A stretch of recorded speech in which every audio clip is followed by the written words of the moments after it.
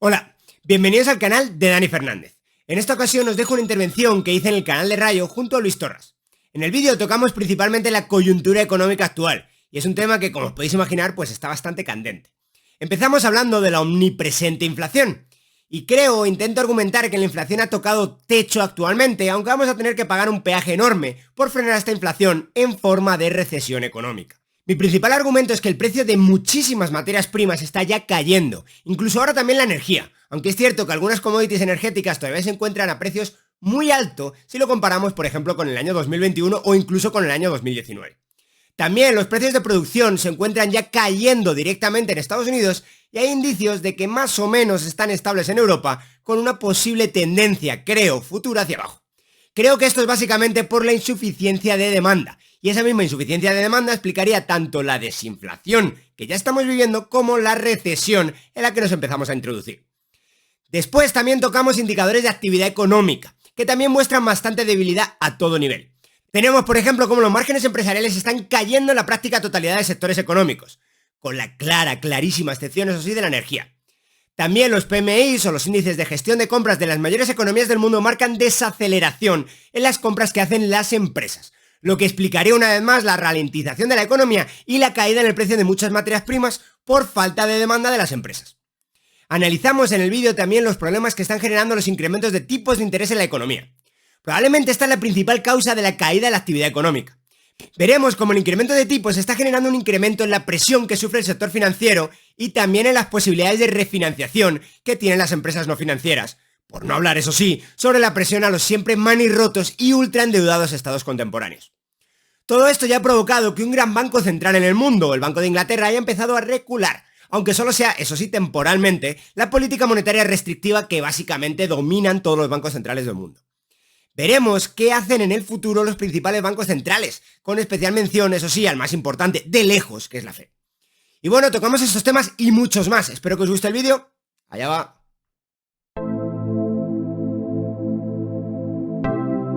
Comentadme cómo veis la evolución que está experimentando ahora mismo la inflación y los tipos de interés, tanto en la eurozona como en Estados Unidos. Lo digo porque hoy hemos conocido datos de la eurozona, la inflación en máximos históricos. Hace unos días conocimos datos de España.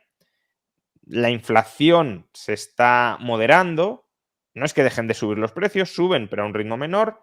Sin embargo, la inflación subyacente se está atascando y ese quizás sea el dato más preocupante. En Estados Unidos la tendencia es similar. La tasa general de inflación está bajando, pero la subyacente, si algo hace, es acelerarse.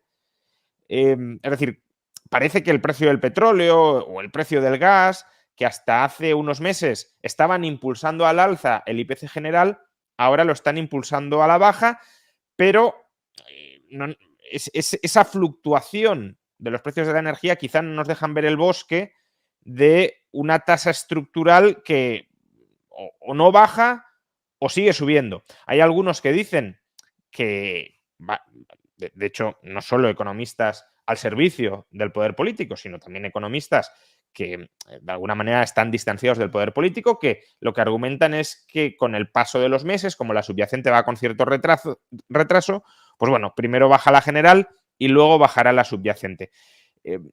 Entonces, lo que os quiero preguntar es, primero, ¿hasta qué punto esto es así? ¿Hasta qué punto podemos esperar una reducción significativa de la tasa de inflación subyacente? Y si esto se da, ¿en qué condiciones financieras se va a dar? Es decir, ¿podemos ver una reducción de la tasa de inflación subyacente con tipos de interés más bajos que los que tenemos ahora? ¿O si la tasa de inflación subyacente empieza a bajar, será porque los tipos de interés van a seguir subiendo con respecto a los niveles actuales? No sé, Luis, Dani. ¿Quieres empezar tú o salgo yo? Lo que tú quieras. No sé si yo... Que empiece Luis. Empieza. Ok, va. ¿Empiezas o empiezo? No me ha quedado claro. Empieza tú, Dani. Sí, perdona. Vale. Genial. Bueno, hay varios puntos que a mí sí me gustaría tocar con el tema de la inflación. La primera es el dato de inflación como tal y luego la sorpresa. La sorpresa casi siempre es negativa. muy rara vez ha sido positiva, es decir, muy rara vez la expectativa del mercado, que ha sido cada vez, además de inflación creciente, no ha sido de alguna manera sorprendido el mercado, es decir, las expectativas del mercado siempre, o sea, perdón, el dato real siempre termina siendo superior a las expectativas de mercado, lo cual es algo pues, que significa que la inflación todavía está algo descontrolada. Luego el dato de la subyacente también interesantísimo, y hay otro que también me gustaría introducir aquí, que no has comentado, Juan, que es el de los datos el PPI, es decir, el de los de producción, los datos pues el índice de precios al productor, que tiende a ser muchísimo más sensible que los datos de consumo. Mucho es muchísimo, es decir, ha llegado a estar subiendo al 30 y tantos por ciento, en algunos países se ha ido incluso al 40-50%. ¿Cómo están esos datos? Porque yo creo que esos, como son los más sensibles, son los que nos están dando un poco hacia dónde va a ir el futuro. Esos datos están ahora mismo, con los últimos, llevan 3 meses seguidos cayendo en Estados Unidos. Cayendo es cayendo el índice, es decir, en términos interanuales todavía no cae, está creciendo aproximadamente un 14-15% en Estados Unidos. En Europa todavía está creciendo al 30%, pero es verdad que los datos vienen más tarde, es decir, el último dato no es de septiembre, es de agosto. Pero lo que sí tenemos son datos por algunos países separados en septiembre. Y ya estamos viendo que en algunos países o está creciendo muy débil o está básicamente prácticamente estancado. Por ejemplo, en España está estancado, en Portugal también, y en algunos países del norte de Europa está creciendo muy débil en septiembre. Todavía no tenemos el dato de Eurozona en conjunto. Yo creo que esto es un síntoma doble, que tiene que ver con lo que tú estabas hablando de los tipos de interés. Primero, un enfriamiento bastante fuerte de la economía, es decir, con enfriamiento entendemos básicamente pues PMIs cayendo, actividad económica cayendo y además expectativa de que siga cayendo y además pues, otros datos de los que creo que vamos a hablar un poquito más adelante, que es pues, rentabilidad de empresas y actividad de las empresas, que también está cayendo, los márgenes empresariales. Entonces, todo eso nos va dando una idea o nos va dando una pista de que lo que se va acercando es una situación donde, si bien tampoco digo que vaya a haber una deflación, desde luego sí se van a ir enfriando los datos de inflación poco a poco a partir de ahora. Y se van enfriando principalmente porque estamos entrando en terreno recesionario en la práctica totalidad del mundo. Luis. Sí, a ver, poco de añadir también al resumen que nos hacías tú antes. Yo sí que igual tomaría como perspectiva el enorme ciclo expansivo que llevábamos prácticamente desde la salida de la crisis de 2008, que ahora se ha vuelto a poner un poco de moda con el Nobel que le han dado a Bernanke, que como todos sabemos, hipermerecido. Y ahí hay ese final de ciclo acelerado por el tema de COVID, que ha obligado a imprimir un montón de billetes. Yo siempre veía que al final hay una parte muy importante de esta inflación que forma parte de una parte de la crisis del COVID que no afrontamos en presente y que la, digamos, diferimos en el tiempo simplemente con promesas de pago que hoy llegan, promesas de pago devaluadas. O sea, hubo digamos, nos saltamos una caída de PIB nominal igual un poco más severa, pero el PIB real al final, aquello de no hay duros a 4 pesetas, ¿no? Entonces, dicho esto, sí que es verdad, hay otro tema que introduciría en el análisis, que es la política monetaria es efectiva en cuanto es anticipativa y se anticipa el problema y sofoca el incendio de inflación enseguida que se está produciendo, ¿no? Entonces, en ese sentido, yo creo que los bancos centrales, si tú nos preguntabas este binomio FED-Banco Central Europeo, todos nos acordamos de noviembre del 21, cuando Powell tiene que hacer un ejercicio de honestidad que hacía tiempo que no veíamos hacer en un banquero central y reconoce abiertamente que se ha equivocado y que seguramente cuando se anunció la vacuna en noviembre del año 20, tenemos todavía que retrotraernos un poco más, pues igual en enero los bancos centrales tenían que haber ya lanzado un guidance de decir, oye, en tanto en cuanto la economía se recupere, yo voy a retirar parte del exceso monetario. Luego podemos hablar de los excesos fiscales, ¿no? Pero lo que es competencia del Banco Central, haber retirado. Como eso no se hace porque se piensa que esto es un 2008 y que se le puede ir dar caña al mono sin que no tengamos que pagar el peaje de retrotraer la oferta de crédito, luego hay dos reacciones. La de Powell, que se da cuenta que se está quedando sin el activo más preciado del instituto emisor, que es la credibilidad y cómo proyectas confianza, porque al final ser el último de la clase que te enteras de que hay un problema de inflación cuando es un tema que lo tienes que controlar tú, no te deja en buen lugar a nadie, reacciona muy bien, endurece yo creo que con sentido el el discurso hasta tal punto que simplemente con las palabras, por ejemplo, en el sector financiero, que para mí me es muy próximo, simplemente con las palabras, en febrero prácticamente todos los excesos en los mercados de valores se te habían corregido en gran medida. Eso ha ido acompañado de unas subidas que yo juzgo de positivas, porque todos sabemos que de una crisis se sale, pero de un escenario de inflación persistente, cuidado porque te puede obligar a durante mucho tiempo, o sea, la política monetaria es como un bisturí que si no lo usas a tiempo se va erosionando y pierde eficacia. Entonces, yo creo que Powell, con esa dureza en las palabras, ha recuperado parte de esa credibilidad perdida y le ha servido para sofocar bien la inflación. Yo creo que todavía, personalmente, todos aquí somos muy poco amigos de las bolas de cristal, pero yo personalmente creo que todavía queda un poco de subida, sinceramente, y creo que es bueno, porque esto pasa mucho como con los incendios en verano, que los bomberos tienen que echar agua incluso cuando no hay llama para Un poco de sofocar bien el subida, fuego. aclarémoslo, de tipos de interés. De tipos de interés, exactamente, Juan. Y no, lo decía esto con el ejemplo de sofocar un incendio, de que los bomberos saben que a veces se tienen que pasar 3 y 4 días en un bosque tirando agua, incluso cuando no hay llamas. ¿Por qué? Porque si no puede revifar con el viento, con lo que sea, puede. Entonces, con la inflación sucede un poco igual, ¿no? Y es una de las lecciones, por ejemplo, de los años 70. Y yo creo que estamos en un escenario totalmente distinto, porque entre otras cosas la estructura de capital no tiene nada que ver con la estructura de capital de entonces, ni tampoco el pasivo, ¿no? Pero dicho esto, sí que es verdad que en aquel entonces, cuando la Fed, digamos, relajó la política monetaria demasiado pronto, se te volvió a incendiar, ¿no? Entonces yo creo que Powell es muy consciente de esta dinámica, creo que ha jugado relativamente bien las cartas para la difícil situación también que heredó. Y en cambio, en Europa, yo creo personalmente que hemos actuado tarde. Bueno, el gran coste de este retraso, no sé qué pensáis vosotros, pero para mí el gran coste de este retraso es que ahora todo el sofoque de la inflación, evidentemente va, digamos, hay un trade-off directo con el ciclo económico. Vamos a golpear el ciclo económico y la gran duda ahora es si vamos a tener una recesión más leve, más intensa, menos intensa, si esto puede dar dificultades en el sector financiero, que yo creo que las va a dar, pero es verdad que no estamos en 2008 porque los balances de familias y empresas no tienen nada que ver.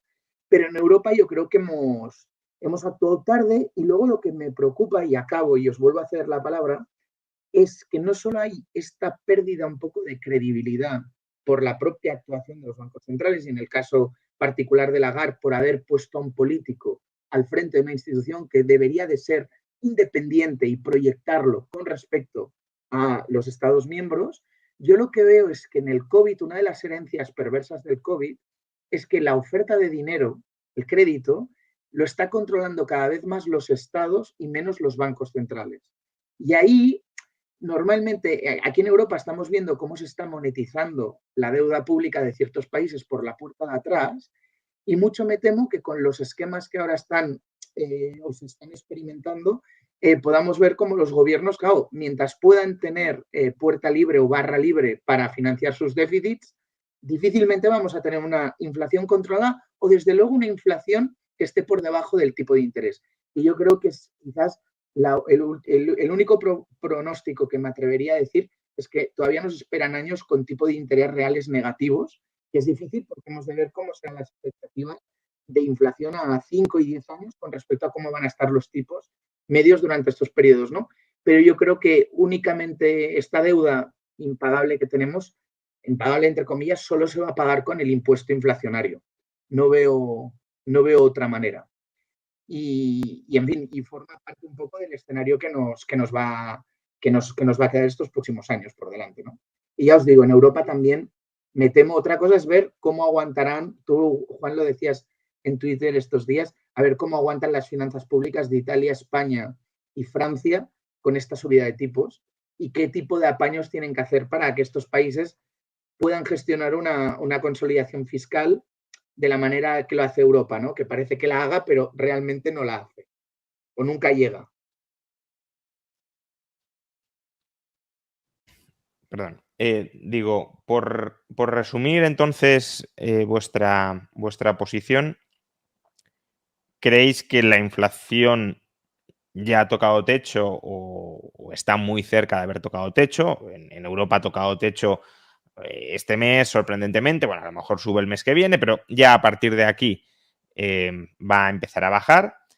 Pero que esta bajada no significará, no implicará inmediatamente que se cese con las subidas de los tipos de interés. Como mucho se ralentizará el ritmo, pero los tipos de interés seguirán subiendo. Luis decía que les queda algo de recorrido a los tipos de interés. No sé si os atrevéis a dar algún tipo de estimación. Goldman Sachs hablaba del 5% en Estados Unidos, previsiblemente en Europa será algo menor. Pero bueno, no sé si podéis dar algo de orientación a la audiencia, que estará pensando si me hipoteco a tipo variable, a tipo fijo, si me espero, si no me espero. Pero no solo me interesa hasta qué nivel subirán los tipos de interés, que bueno, eso es relativamente difícil de anticipar, porque depende de una decisión política al final, sino sobre todo cuánto tiempo creéis que se mantendrán en niveles anormalmente altos con respecto a la última década. Porque claro, si hablamos de niveles tradicionales, siguen estando hoy bajos con respecto a lo que era normal pues en los años 2000, en los años 90, etcétera, ¿no? Entonces, ¿cuál es vuestra perspectiva en esto? ¿No? ¿Hasta dónde y hasta cuándo? Dani. Sí, yo estoy bastante de acuerdo con lo que estaba comentando Luis de si lo retiras demasiado pronto, puedes perder la credibilidad que te ha costado mucho ganar y que probablemente nos va a costar una recesión. Ya veremos cómo de profunda, pero nos va a costar una recesión por el camino. Entonces, si me estás preguntando si se van a dar la vuelta rápido, la verdad es que no tengo mucha idea. Ya podemos ver que ha hecho el Banco de Inglaterra, que sí lo ha hecho. Sí es verdad que ha dicho, lo voy a hacer y lo voy a hacer solo temporalmente porque tengo un pánico financiero aquí pues que se me ha engendrado por un agujero fiscal esperado. Pero, desde luego, si tenemos en cuenta la posición del Banco de Inglaterra y qué tuvo que hacer, a lo mejor no tenía más opción, rápidamente dio vuelta. Y esa dar la vuelta es una pérdida de credibilidad. Lo que sí sabemos es que se acumulan tensiones conforme suben los tipos de interés. Se acumulan tensiones financieras por todos lados en la economía y muchas veces es casi imposible, a no ser que tengas un pie en cada mercado, y eso no lo tiene nadie, saber exactamente esa tensión por dónde va a explotar en la economía. En el caso del Reino Unido, claramente explotó, ya lo sabemos, en el momento pues solamente probablemente esa gente en ese mercado lo sabía, que estaba con un pie y medio en ese mercado, explotó por el lado de los fondos de pensiones. Ese puede ser un lado, es un lado muy débil en Europa, especialmente por la enorme represión financiera que ha habido en los últimos años. Pero no sabemos si ese va a ser el lado por el que va a explotar o van a ser, pues como pasó en el 2008, un shadow banking, en China, por ejemplo, también, yo qué sé. No sabemos, es que es el tema, no sabemos. Y cuando no lo sabemos, tampoco sabemos cuál va a ser la respuesta o lo que se asuste el Banco Central ante esa tensión en incremento por la subida de tipos. Entonces, ya sabemos que el Banco de Inglaterra se ha asustado. Y sabemos que le dio vuelta temporalmente y todo lo que tú quieras, pero le dio vuelta a su política y eso ya marca, eso son expectativas en el mercado, eso marca una posible actuación cuando se vuelva o posiblemente se vuelva a romper el sistema financiero. Romper el sistema financiero es romper el equilibrio, si quieres verlo así, de relaciones financieras mundiales o dentro de un país que hay ahora mismo. Entonces, por introducir aquí otro elemento más de inestabilidad en la potencial respuesta de política pública ante los problemas que está generando la subida de tipo de interés y que son problemas inevitables cuando tienes que luchar contra la inflación. Sé que no estoy diciendo nada, yo sé que me has hecho una pregunta muy específica y no estoy contestando nada muy específico, pero es que pues yo no es tener la bola de cristal, que más o menos para temas económicos puedo decir algo, pero para temas políticos es que no puedo decir absolutamente nada porque sabe Dios que está en la cabeza de Lagarde. Pero por seguir con los temas políticos, que de todas formas tiene una vertiente económica y también, por si quieres ampliar tu respuesta y en todo caso, para centrar la pelota a Luis, has comentado que el Banco de Inglaterra se asustó y rectificó, lo cual es cierto, pero ¿hasta qué punto esa rectificación es una rectificación de verdad o es una rectificación parcial? Me explico. El Banco Central Europeo también parece que se está asustando con la evolución de las primas de riesgo y de los tipos de interés de la deuda pública en Europa, y la decisión que tomó en el último Consejo de Política Monetaria fue: vamos a relajar las condiciones financieras para los estados, pero las vamos a endurecer para el sector privado. Entonces, el Banco de Inglaterra todavía no ha dicho que va a dejar de subir tipos de interés. No. A lo mejor mantiene, bueno, no lo mantiene ahora mismo, pero imaginemos que mantiene el QE y sigue subiendo los tipos de interés para el sector privado, de tal manera que el crédito que da de más al sector público se lo quita de más al sector privado. ¿Ese escenario es un escenario imposible o es un escenario que se puede dar? Bueno, ya lo ha hecho el Banco Central Europeo explícitamente también. O sea, el miedo que tiene el Banco Central Europeo es esto que llaman la fragmentación financiera, que básicamente es lo mismo que ya habíamos pasado en 2012, que es el mercado poniendo orden donde no lo había, que es básicamente,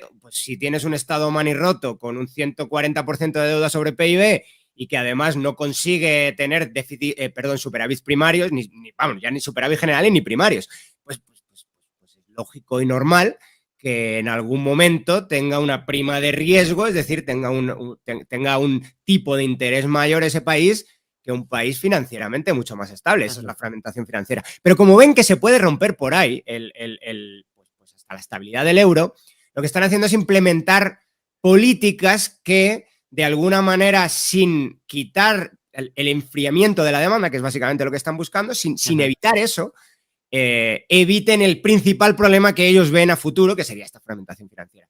Yo no sé si esto es echar más leña al fuego, en realidad, porque lo que están haciendo desde un punto de vista financiero es llenarse o llenar las arcas el balance del Banco Central Europeo de deuda problemática, en el mejor de los casos, y vaciar el balance del Banco Central Europeo de deuda core o de deuda pues más estable.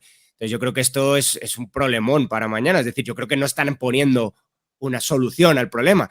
Pero por donde va cada banco central, supongo que es por donde puede estar anticipando que es por donde antes se va a romper su sistema financiero o su sistema, sí, o sus relaciones financieras. Luis. Sí, bueno, a ver, por ligar un poco con lo que decía Dani, que me gusta, yo, por ejemplo, con esto que decías, Dani, de que nunca sabemos por dónde se va a romper los mercados financieros, y yo pongo el símil a veces de que si imaginemos una persona, ¿vale? Tienes puesta una camisa y esa persona la empiezas a inflar como si fuera un globo, porque se engorda y demás. Nunca podrás saber cuál es el botón de la camisa que se va a romper o si será por la axila o de esto, ¿no? Me acuerdo que cuando lo decíamos, yo en 2019 o 2018, si recordáis, pensábamos que el sistema financiero se podía romper por el mercado de bonos japonés, que estaba con unas duraciones imposibles y que igual el día que un inversor dijera, oye, ya no me convence o ya no puedo, o salta la inflación y demás. Pero bueno, volviendo a la pregunta que nos decía Juan, yo hago dos reflexiones sobre los límites de la política monetaria por arriba y por abajo, ¿vale? Empiezo por arriba, que yo creo que es el límite más sencillo de entender, ¿no? O sea, yo creo que claramente el límite por arriba es la deuda pública, que de hecho creo que todos lo hemos dicho en diferentes foros de diferentes maneras. Entonces, ahí hay que ver hasta dónde un banco central puede realizar todos estos apaños que estamos diciendo sin que se note el truco, ¿vale? Sin que se note el truco. Porque al final es lo que digo, además que no sé qué tipo porque esto yo creo que ya estamos tocando cambios en la arquitectura. O sea, de esta crisis de 2008/COVID, de estos 12, 13 años, o sea, podemos salir con un sistema monetario todavía más débil y más frágil, arquitectónicamente hablando, del que teníamos antes de la crisis de 2008. O sea, que esta crisis no hemos sacado ninguna lección, hemos hecho un gran extend and pretend de la gran crisis financiera. Es verdad que los balances de los bancos hoy, y es verdad, están más recapitalizados, pero que puede pasar que alumbremos un sistema en donde la oferta de dinero dependa más de los estados, con esquemas de garantías, que los estamos viendo en Alemania, los hemos visto en España, con ICOs y demás, que van a pérdidas, ya veremos qué parte de estos ICOs se devuelven, qué parte no, y eso es oferta monetaria. Entonces, veremos un poco hasta qué punto funcionan estos apaños, pero veo un límite muy claro por arriba, que es la deuda pública, y por abajo, que por eso también me cuesta ver bajadas fuertes de tipo de interés en el momento actual, liga mucho con el tema de las estrecheces de oferta en ciertos sectores que, uno, están distorsionados de por sí porque hay intervención en los precios, y me refiero muy especialmente, por ejemplo, al tema de la energía, y dos, han sido mercados que sistemáticamente han sido distorsionados los últimos 10 años, fruto del propio ciclo expansivo de política monetaria, que como sabemos que al crear crédito tú creas demanda, quitas recursos de las partes más primarias, de los sectores más primarios de la estructura económica y te los llevas a partes, digamos, más próximas al consumo final. Y ahí, si tú sumas el encarecimiento de la producción por temas de regulación medioambiental, que seguramente ahí hay una externalidad que se tenía que corregir, pero que seguramente se ha politizado demasiado, porque se ha regulado el mix energético. Si tú sumas los efectos distorsionadores del propio ciclo de política monetaria, te encuentras con una estrechez hoy en el sector energético. Entonces, ¿qué pasa? Que eso, para mí, actúa como un límite a la bajada de tipos. ¿Por qué?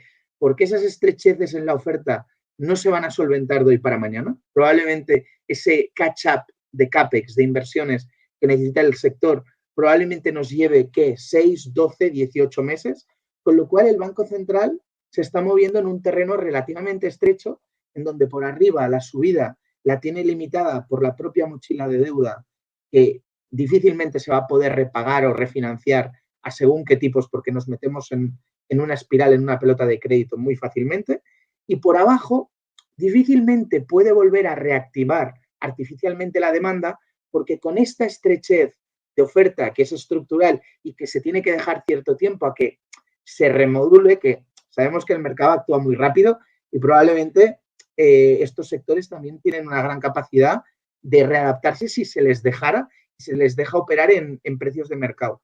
Pero en el escenario actual yo me movería porque todavía tenemos un cierto movimiento al alza, y yo creo, coincido, y además los datos también, que son solo una referencia, porque la historia no te sirve para proyectar para adelante, pero nunca la FED ha conseguido controlar una crisis de inflación por encima digamos, que toca 2 dígitos sin subir los tipos de interés al 5. Esto es una cosa que sabemos de crisis pasadas.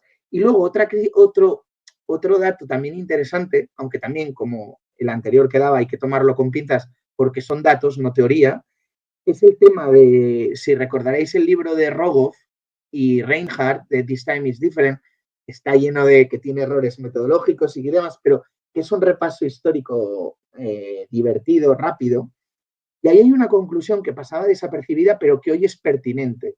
Y es que cuando un Estado supera el 90% de deuda sobre PIB, esa deuda siempre se ha acabado pagando con inflación. O sea, no ha habido manera humana de pagarla en términos reales, ¿no?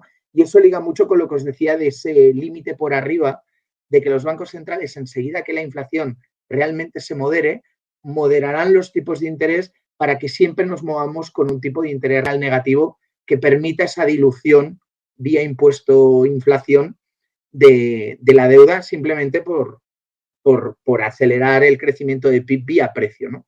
Y ese es un poco el entorno, sin tener bola de cristal, pero es un poco las guías que yo ahora mismo manejo un poco, ¿no? Para irnos moviendo, y además que se han de ir actualizando, pero sí que es verdad que además la inflación, como ya habéis dicho vosotros, se ha moderado, y de hecho faltaba aquí un dato por dar, que es también se ha moderado mucho los alquileres en Estados Unidos, que había sido un componente que en el alza había incrementado mucho, y que yo creo que en los próximos datos de inflación los alquileres también tienen un componente deflacionario, ¿no?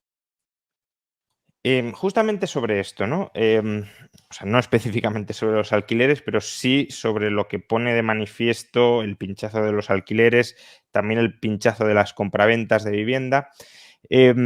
Estamos consiguiendo de alguna manera, parece, domar la inflación. Esto es mucho decir, pero claro, con las tasas de inflación tal como las tenemos, hablar de que la inflación está domada, pues es quizá un poco exagerado, pero bueno, sí parece que estamos consiguiendo hincarle el diente a la inflación, que no se nos está descontrolando todavía más de lo que ya estaba, que ya hay precios muy importantes que entran en el mix del índice de precios que están de hecho cayendo, es decir, que incluso podríamos hablar de deflación de algunos componentes fundamentales, como puede ser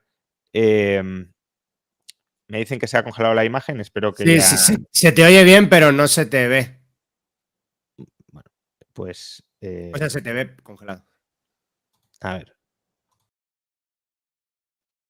Bueno, nos hemos quedado solos en el canal de Juan Luis. Bueno, a ver si ahora ya... Ahora ya. Ya, muy bien. Decía que ya tenemos precios que son relevantes y que están cayendo. Entonces, no es un pronóstico absolutamente inverosímil esperar que la inflación empiece a moderarse, y ya veremos a qué ritmo, pero que sí que haya tocado techo y que podamos ir reconduciéndola. Pero claro, ¿cuál es el peaje que estamos pagando para conseguir esto? Hoy Krugman, por ejemplo, publicaba que quizá terminemos superando este periodo inflacionista sin entrar en recesión. Porque, pues no todos los datos apuntan a la recesión, y es verdad que hay algunos datos, por ejemplo, de empleo, que en Estados Unidos siguen sin ser malos. El mercado laboral sigue muy, muy, muy fuerte. Pero en cambio, si tenemos otros datos, Luis hablaba de los precios de los alquileres, pero si miramos la evolución, por ejemplo, de compraventa de viviendas, se están hundiendo a la mayor tasa de los últimos 10 años. Normal, porque los tipos de interés hipotecarios superan el 7%, con lo cual es lógico que la venta de viviendas esté cayendo. En España también parece que se está apreciando una ralentización económica mayor que la que el gobierno quiere reconocer.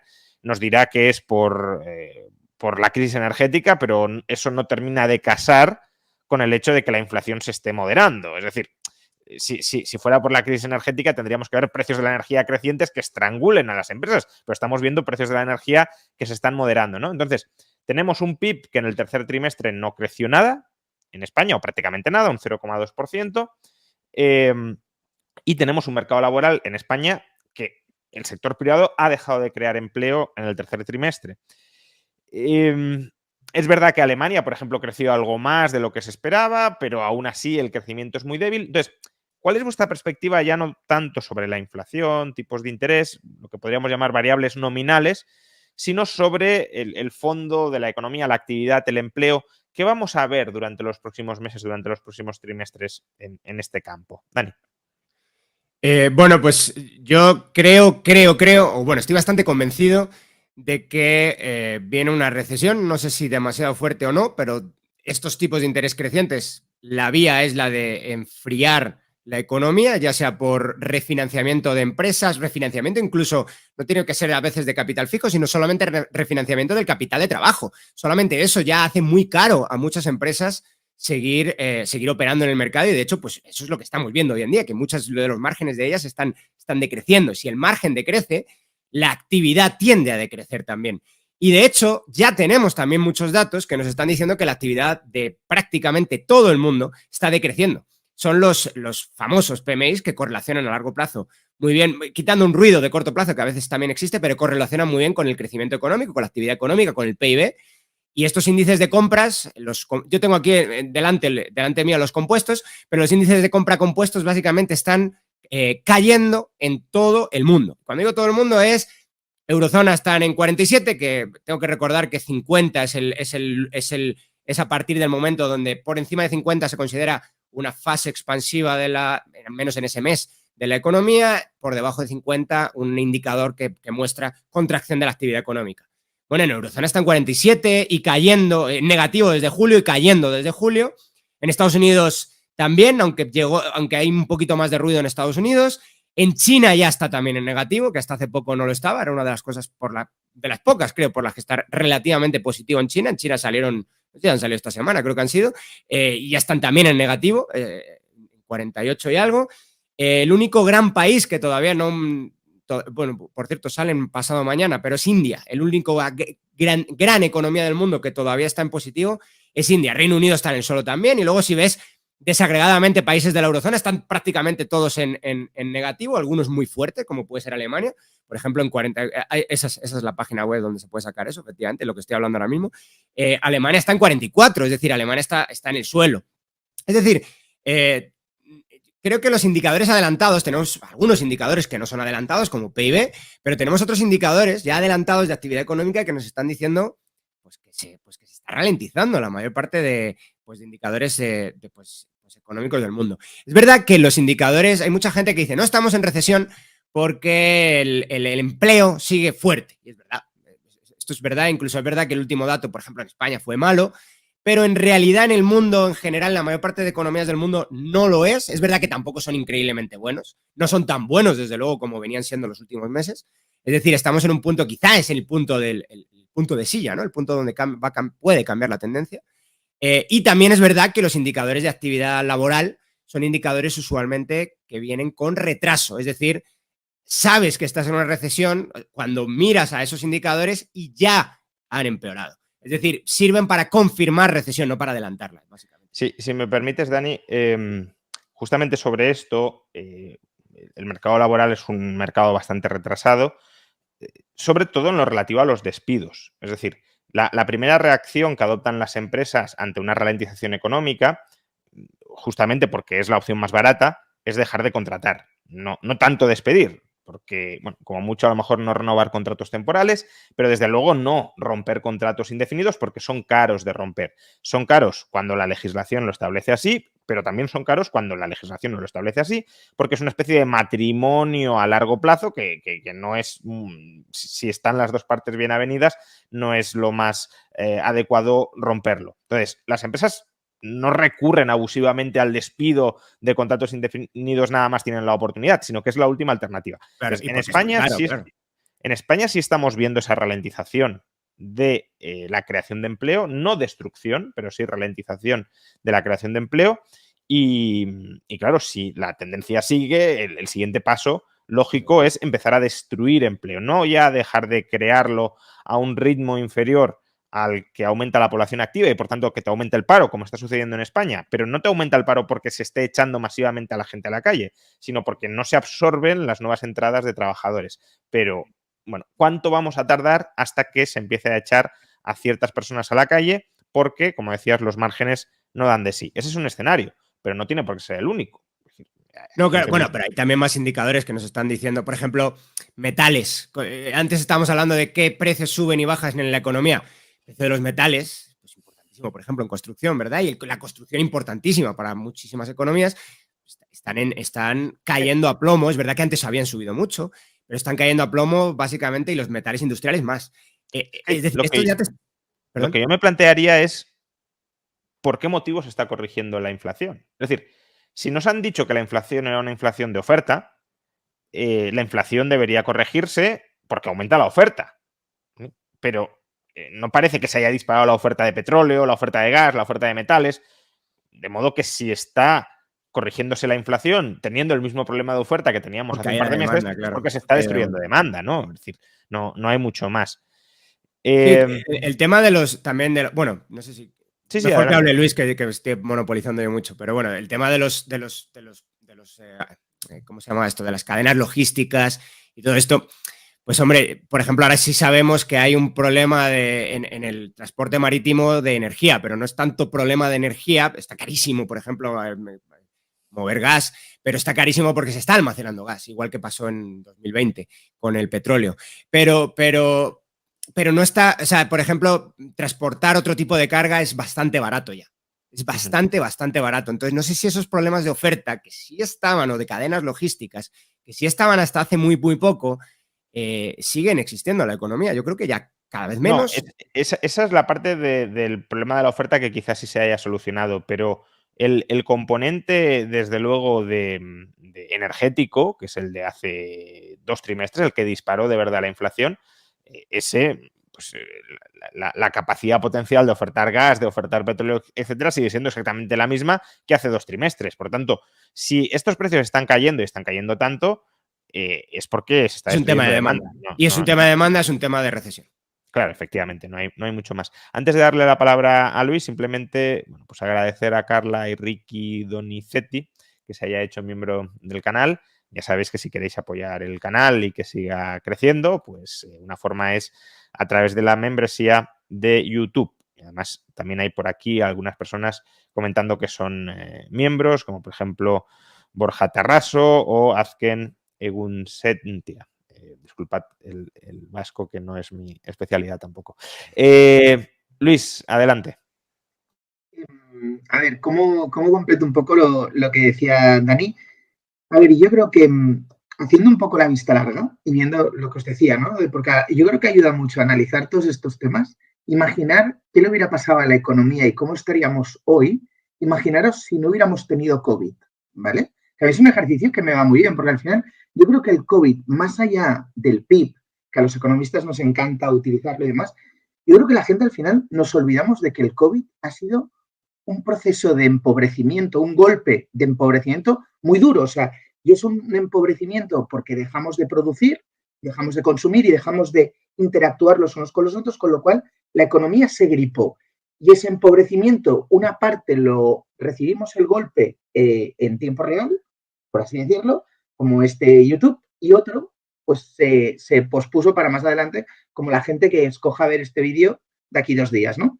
Entonces, teniendo eso en mente, también hay que entender que antes del COVID y con independencia de la pandemia, el rumbo de las cosas, y ahí sí que distinguiría entre Estados Unidos, que yo creo que es una economía muy particular, que ha conseguido que pese a todas las cosas que se hayan podido hacer mal en el tema monetario, mal que bien es una economía que se ha dotado de un sistema de rule of law, de propiedad, de respeto a los negocios, un marco laboral más o menos estable que funciona y que sobre todo, más que funciona, ha demostrado ser muy flexible, muy adaptativo y que en poco tiempo, y aunque solo una parte de la economía funcione con precios de mercado a veces y con todas las imperfecciones que le podamos buscar, sabemos que el sistema sanitario tiene muchos problemas, hay muchos sectores que no acaban de funcionar, pero mal que bien tira. Y, por ejemplo, esto lo decía a colación del tema de la vivienda, que la vivienda al final, ya lo sé que no es un producto de inversión ni es un bien de inversión,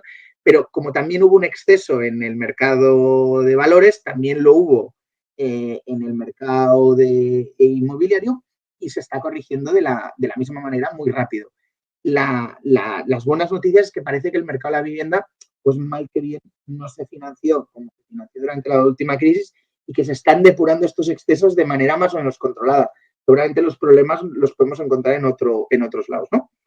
En cambio, si nos vamos a otro tipo de economías, por ejemplo, la española, la verdad, y hago un poco de memoria a ver si también vosotros coincidís, ¿no? Pero la última vez, el último periodo reformista en España, yo identifico, por hacer resumir muy mucho la historia reciente de la economía española, tenemos un periodo súper bueno de reformas que va desde los 2 últimos años del PSOE, por ser imparciales, los 2 últimos años de Solbes y toda la primera legislatura de Aznar, que permiten a España ser socia fundadora del euro y demás.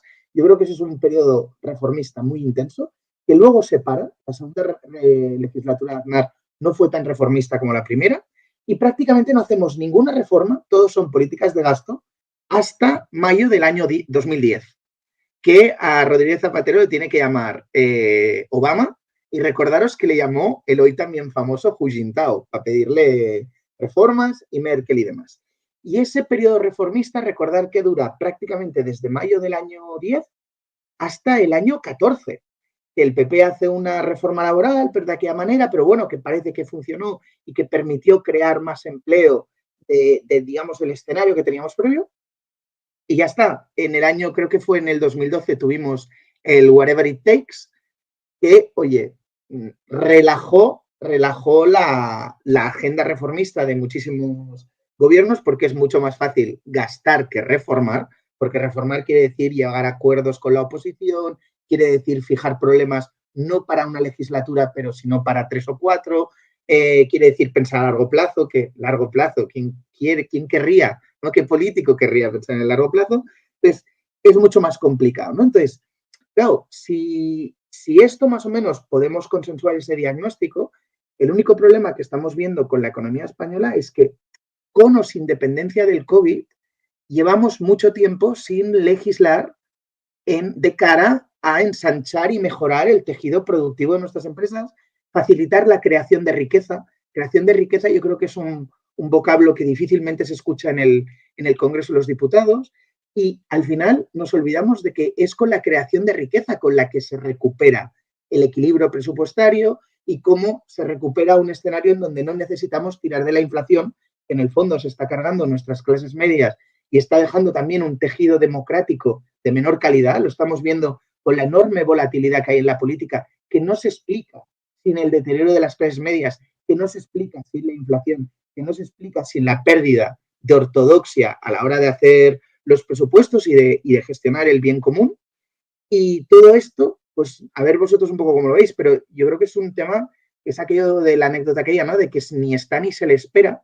Y por desgracia, yo creo que estamos en un punto en donde el tema es un tema de recuperar, o sea, el motor de creación de riqueza en muchos países, como me atrevo a decir España, está gripado. Por ejemplo, hablabais del mercado laboral, había un gráfico muy bueno que compartió Lorenzo Bernaldo de Quirós, en donde se veía la tendencia de horas trabajadas, que es el indicador bueno para medir la actividad económica o un buen proxy. Porque claro, ahora ya sabéis que a los que eran trabajadores temporales, ahora los hemos hecho fijos, pero fijos discontinuos, o sea, se les va cambiando de nombre para que sea lo mismo, es decir, una persona que quiere trabajar y no puede, aunque le pongas la etiqueta que quieras, ¿no? Y si tú te mirabas la gráfica, aparte de los picos que tú puedas tener por la propia dinámica coyuntural que se puede tener, hemos tenido una pandemia, unos confinamientos, etcétera, la tendencia es a la baja, claramente a la baja, ¿no?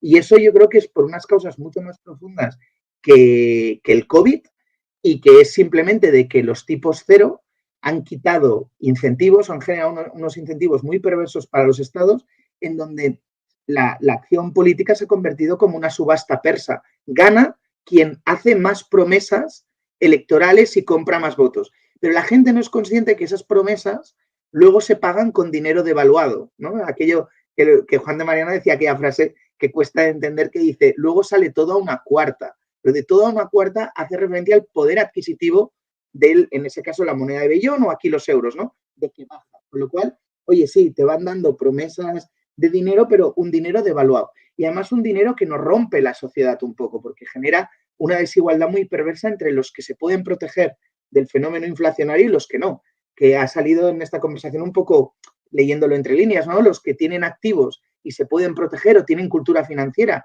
y pueden invertir en compañías que, oye, al final sus beneficios también se van a ver beneficiados nominalmente con la inflación y protegerán su patrimonio, del pobre trabajador que solo vive de su productividad marginal, es decir, de su salario real. Y como ese salario real, oye, si no facilitas la creación de riqueza a aquella gente que tiene la capacidad de hacerlo, o sea, ¿no? De crear riqueza y de generar puestos de trabajo, pues, oye, se te queda un escenario muy complejo como el que tenemos, ¿no? Donde las clases medias cada vez están más resignadas a un salario real que compra menos cosas, y que probablemente, pues, en la próxima década, pues, sean también las damnificadas, ¿no? Yo temo que parte de la crisis del COVID va a recaer en los hombros de los de siempre, ¿no? Que son las clases medias trabajadoras. Me temo. Abrir eso nos llevaría a debates mucho más extendidos, es decir, por qué España lleva 20 años con una renta per cápita estancada y cuántos más nos quedan, ¿no? La italianización de la economía española. Ellos llevan 30, nosotros 20, pero por desgracia... Y, bueno, y en productividad, o al menos productividad total de los factores, estancada. 30 años creciendo muy ligeramente desde el año 2014, pero a larguísimo plazo básicamente estancada. Es que, Juan, es que os añado un dato, porque esta pérdida de renta real disponible en los últimos 10 años, si os fijáis, parte de esta pérdida de poder adquisitivo se ha compensado con crédito barato. En un escenario en donde el crédito no va a estar tan barato, o no para las familias y las empresas, como estábamos diciendo antes, ostras, es darle una vuelta de tuerca más a este escenario de represión financiera y los efectos que tiene sobre familias y empresas, ¿no? Y bueno, hasta aquí llega el vídeo de hoy. Si te ha gustado, déjame like y suscríbete al canal. Si quieres también apoyar la continuidad del canal, te invito a que te pases por mi página de Patreon, que podrás encontrar en la descripción. Nos vemos en el próximo vídeo.